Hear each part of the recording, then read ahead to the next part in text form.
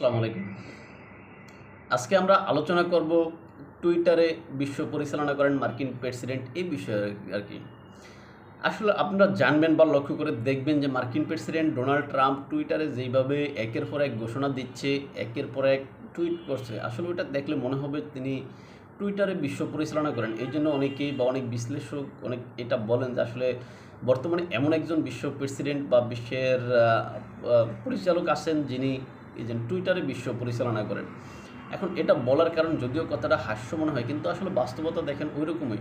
মার্কিন president Donald Trump আলোচনা বা যেই ডিপ্লোমেসি আছে ওই ডিপ্লোমেসিতে আসলে কতটা বিশ্বাসী বা কতটা ডিপ্লোমেসিতে তিনি কাজ করেন। এখন ডিপ্লোমেসি অনুযায়ী তিনি কাজ করেন না, এটা বোঝা যায় ইরান এবং ইসরায়েলের ভিতরে যে যুদ্ধবিরতি, সেখানে মিস্টার প্রেসিডেন্ট ট্রাম্প তিনি বলেছিলেন যে সেখানে যুদ্ধবিরতি হয়েছে, কিন্তু দেখা গেল যে ইসরায়েল এই যুদ্ধবিরতি মেনে নেয়নি। তিনি সেখানে হুমকি দামকি মানে টুইটে হুমকি দামকি দিচ্ছেন ইসরায়েলকে, এই ইসরায়েল তুমি যা করতেছো আমি কিন্তু দেখতেছি। আবার ইরান যদি বোমা একটা নিক্ষেপ করতে যায়, এই ইরান তুমি কি করতেছো আমি কিন্তু দেখতেছি। অর্থাৎ সব টুইটারের ভিতরে দিয়ে এই হুমকি দামকিগুলো দিচ্ছে। অর্থাৎ ডিপ্লোমেসি ওয়েতে তিনি এই সমস্ত কাজগুলো করেন না। আর শুধু এই যে ইরান ইসরায়েলের ক্ষেত্রে না, অন্য অন্য সব ক্ষেত্রে আমরা দেখি তিনি টুইটারকে টুইট করাকে বেশি প্রাধান্য দেন। সুতরাং তিনি টুইটারের মাধ্যমে বিশ্ব পরিচালনা করতে চাইতেছেন বা পরিচালনা করার আকাঙ্ক্ষা এটা মনে হয়। আর শুধু এই যে তিনি টুইট করে এই যে শুধু টুইট করছেন ব্যক্তি হিসাবে, বিষয়টা এরকম না। তিনি টুইট করলে এটা আসলে মিডিয়ার শিরোনামও হয়। সুতরাং তিনি টুইটারে বিশ্ব পরিচালনা করেন বা করতে চান বা করার আকাঙ্ক্ষা তার এটা মনে হয়।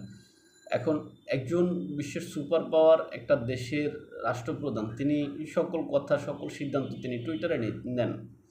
এখন এই যে যুদ্ধবিরতির বিষয়ে প্রাথমিকভাবে ইসরায়েল বলল যে না, আমি যুদ্ধবিরতি মেনে নেইনি। ইরানের এক মানে পক্ষ থেকে যেটা বলা হলো যে কখন তারা যুদ্ধবিরতির তো কোনো প্রস্তাবই আমাদের কাছে আসেনি। ইরানের কিছু কিছু ব্যক্তি ভাষ্যমতে এরকম আসছে। আর ওদিকে ডোনাল্ড ট্রাম্প টুইটারে যুদ্ধবিরতির ঘোষণা দিয়ে দিলেন। বিষয়টা হচ্ছে এরকম। এখন যেহেতু উভয় পক্ষ এই বিষয়ে সম্পূর্ণ অবগত থাকবে ডিপ্লোমেসি ওয়েতে, আবার কিন্তু আপনি দেখেন আমেরিকান যে সমস্ত এই এই পক্ষগণ আছেন, পররাষ্ট্র মন্ত্রণালয়ের যে সমস্ত পক্ষগণ আছেন, তারাও বলতেছে যে কিসের যুদ্ধবিরতির বিষয়, এরকম তাদের কাছে কোনো তথ্য নেই। কেউ কেউ এরকম বলছে।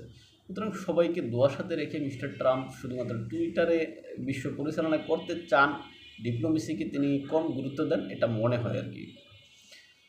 ভালো থাকবেন সবাই, দেখাবো অন্য কোনো ভিডিওতে অন্য কোনো বিষয়ে। আসসালামু আলাইকুম।